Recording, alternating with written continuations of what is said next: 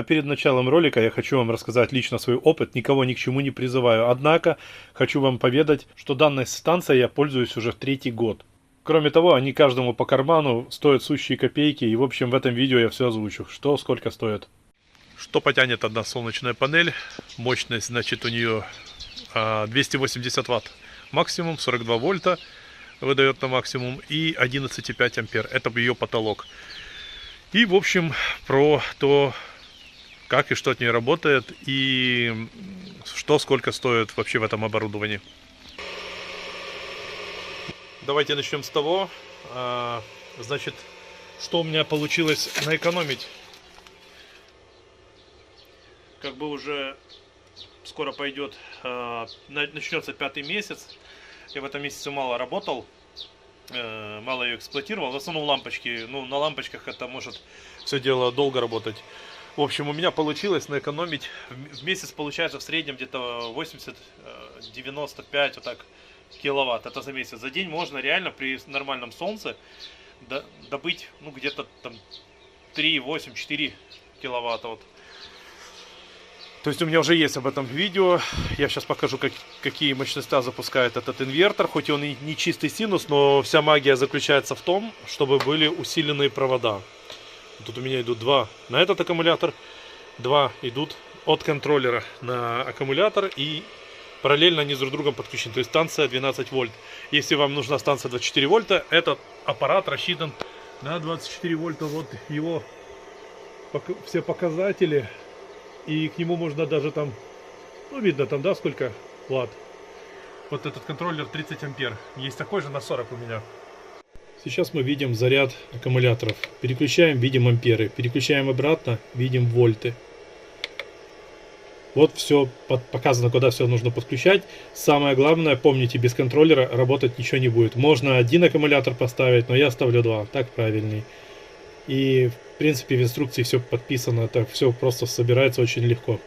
На экране все предельно понятно, где вольты от самой солнечной панели, а где заряд на аккумуляторы идут. Заряды. Снизу это инвертор, но я его подключаю напрямую по схеме, как я уже показывал. У меня есть полный ролик от А до Я, как такую всю установку самому собрать.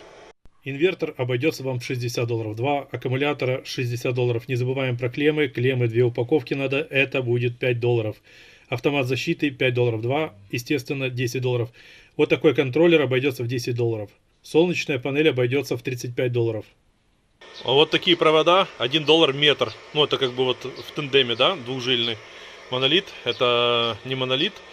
Тоже как бы $1, как бы. Ну, у нас солнечную панель у меня идет 1,5, к сожалению. Но нужно использовать шестерку кабель. Но я типа сделал как восьмерку. То есть у меня идут провода по 4. Да, по 4 идут. Выходит вместе восьмерка. Здесь на инверторе та же тема, потому инвертор не уходит в защиту, как большинство инверторов. Я сейчас вот возьму болгарку и запущу ее. Так, вот я сейчас подключился и поехали.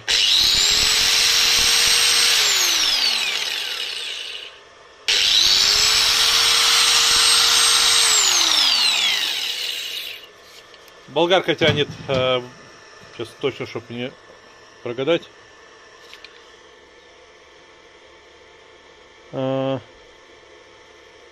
860 ватт.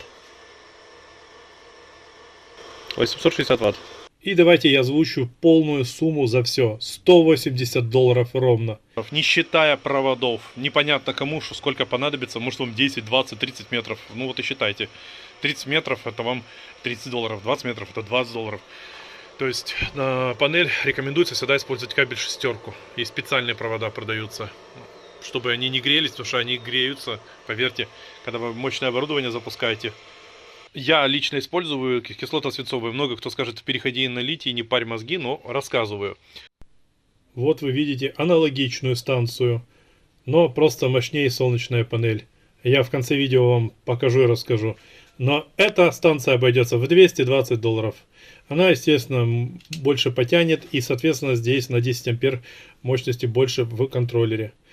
Ставлю 2, чтобы как бы успевало больше зарядиться и больше мог эксплуатировать. Вы покупаете такой аккумулятор, ставите и забыли про него на полгода. Но вы обязательно купите себе воду и подливаете воду раз в неделю. Вы аккуратно это все протираете.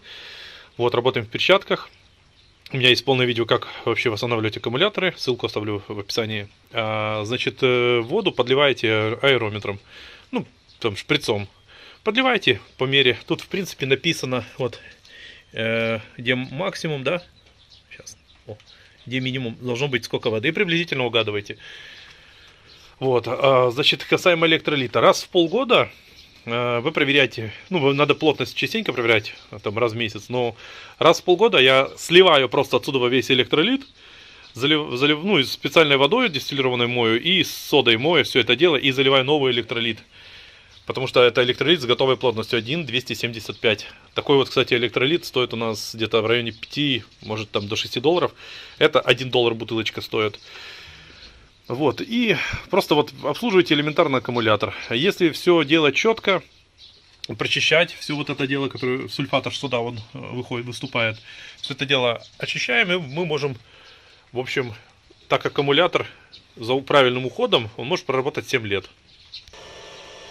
Так, ну, я сейчас вот подключил бетономешалку, фиксируем показатели, а бетономешалка у нас вот так. Идет через счетчик подключена. Идет через счетчик подключена.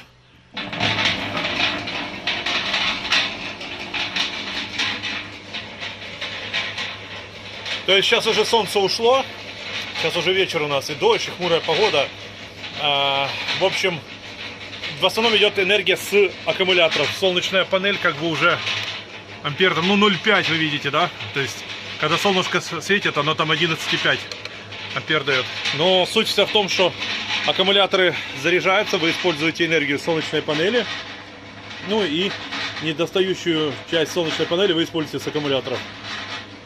Вот у нас счетчик продолжает фурычить. Сейчас будет изменение. Да, зимою солнечная панель работает вот где-то как вот в эту хмурую погоду.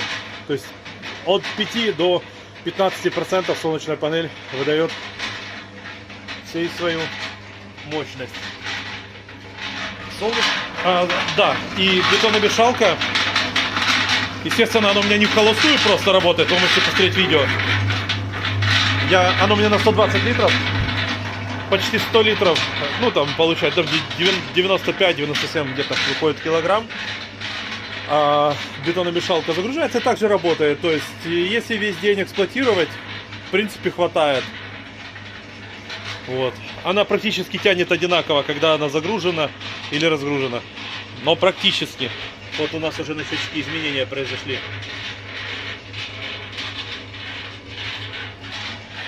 Вот и мы сейчас вот так, оп, и заглушили. Бетономешалка тоже замерла. Если ее включить, надо обратно. То есть вы видели, это было под нагрузкой.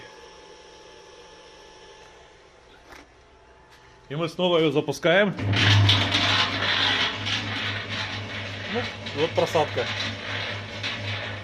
Я так скажу, что я этой солнечной панелью и всей этой станцией я стараюсь вот постоянно эксплуатировать до киловатта. То есть максимум там 900 ватт, это болгарки, лобзики, там торцовочные, циркулярные пилы разные. До 900 ватт. Если про бетономешалку поговорить, она у нас всего, а вы это сами увидите, 650. Она 650 ватт.